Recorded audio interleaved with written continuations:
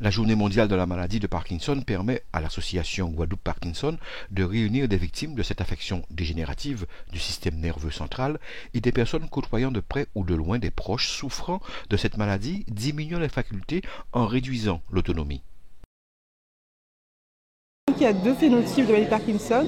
Comme je le disais tout à l'heure, la forme tremblante où les patients ont un tremblement qui prédomine, le moment de repos qui commence généralement une main qui ensuite s'étend au reste du corps. Et ces patients-là sont très tremblants mais ils sont peu rigides et peu raides.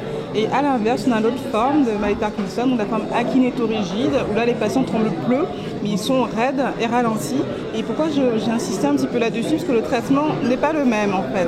La stimulation dopaminergique marche très bien sur les patients avec la forme akinétorigide, donc la forme où ils sont ralentis et raides, tandis qu'elle marche peu sur la forme tremblante, alors que c'est plutôt les anticholinergiques qui sont très efficaces sur les tremblements, mais qui par contre ne sont pas du tout efficaces sur le ralentissement et la raideur.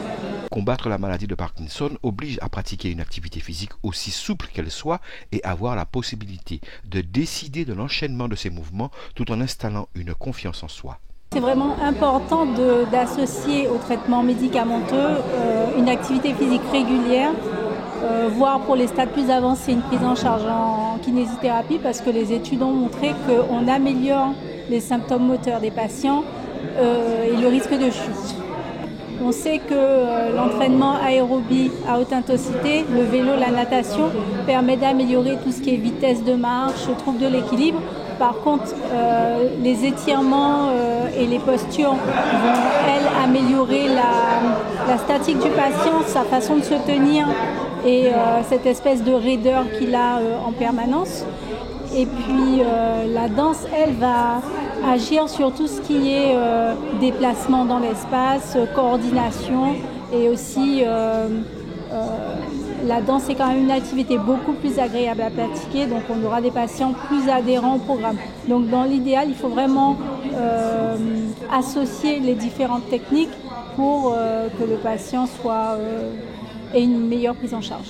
Les traitements liés à cette maladie apportent un soulagement sous réserve d'ajout d'autres thérapies pour en parfaire l'efficacité. La maladie de Parkinson, c'est une carence en dopamine au niveau du cerveau. Donc le but des traitements, c'est de rajouter la dopamine qui lui manque. Du coup, les traitements, soit on rajoute de la dopamine directement, la dopamine entre guillemets pure, soit on rajoute des substances qui ne sont pas la dopamine mais qui agissent comme la dopamine, comme par exemple les agonistes dopaminergiques. Ou alors on peut mettre des substances qui ralentissent en fait la dégradation de la dopamine qui est présente naturellement dans le corps. Donc au début de la maladie, généralement les patients ont un seul de ces traitements et au fur et à mesure du temps, on est assez souvent obligé de rajouter un ou plusieurs au bout de faire des bithérapies, des trithérapies, pour du coup pouvoir les traiter de manière efficace.